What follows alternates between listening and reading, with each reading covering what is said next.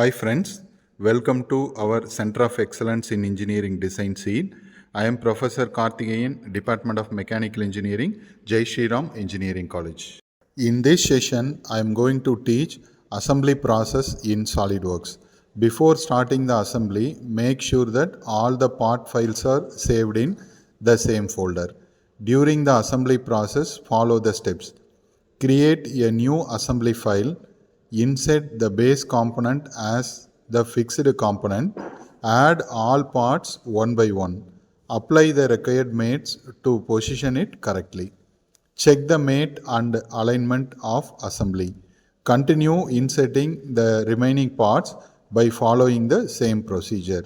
Verify the orientation and fully define each component before moving to the next step.